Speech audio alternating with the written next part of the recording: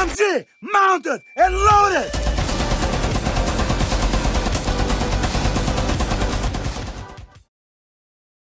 Hello, welcome to this edition of Chanka News Network.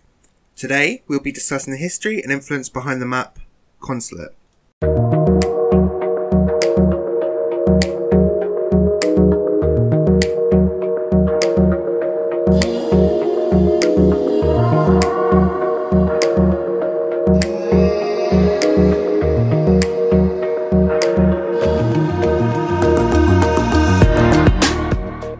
The Tactical Guide describes Consulate as this extensive map shows a sumptuous consulate in Azerbaijan, the economic capital of the Ivory Coast. With a very stylised design set in a beautiful garden, it features a basement level with a garage, a cafeteria, and a large records room. The ground floor has a magnificent entrance hall with a wide sweeping staircase at one end. There is also an upper floor comprising of a meeting room and a large open administrative and consular office. The concept art shows the map in a much darker place than in the game location. It looks like the other buildings are a lot closer, and this plus the storm clouds above gives the map a much grungier feeling. In the background, we can see a hotel named Sofitel Hotel. Keep this in mind as I'll come back to it in just a moment. The other concept art looks like the upstairs office. This looks a lot more detailed than the one we get in the final version. You can see a globe in the corner, a map of Western Africa. Also, you can see the windows are to the right of the desk rather than behind it like we see in the game.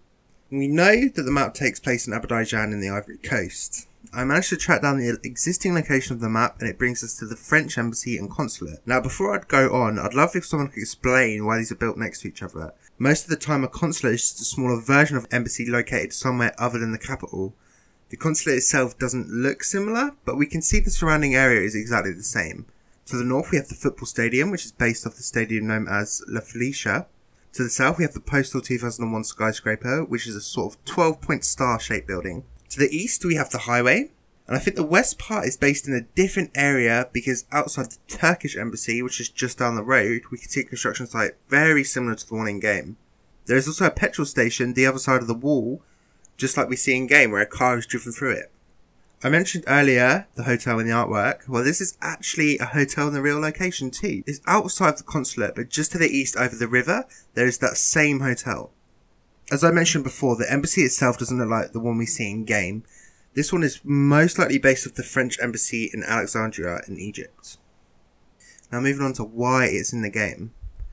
From what I can find, there's been no terrorist attacks on the French consulate. There was protests outside this embassy, but I don't think that would be big enough for them to feature the map in the game. There's two things that I think the map could be influenced by. The first is a well-known Iranian siege in London. This is where a group of Iranian gunmen stormed the embassy and took hostages. After a hostage was executed, the embassy was then raided by the SAS. This was the first time the SAS had been shown in public, and they lived up to their names well.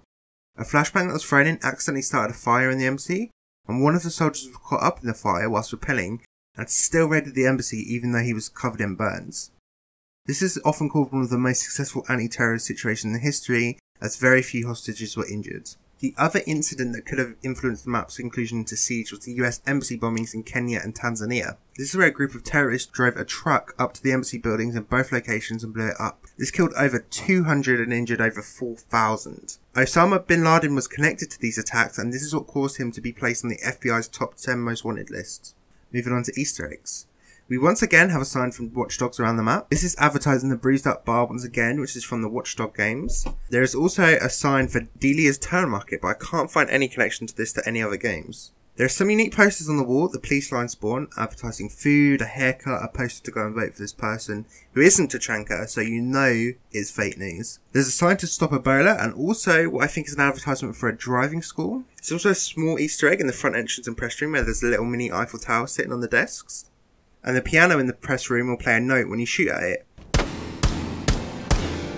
I'd also like to point out, why is there a piano in here in the first place? It seems like an odd place to put it in the press room, especially when it's so small. In the garage, there's a radio by the pipes. The music played on this is Bloody Bloody by Benjamin Broke, Africa by Any Means by Robert Edwards, Young Boys by Lance Fields, and then up in the visa office, all songs are performed by Yes Man, MF Boy and Band. The songs are Kinsimi, Koiwam Gwan Nsayam, and Simo Ben. I apologise if I pronounced anything there wrong.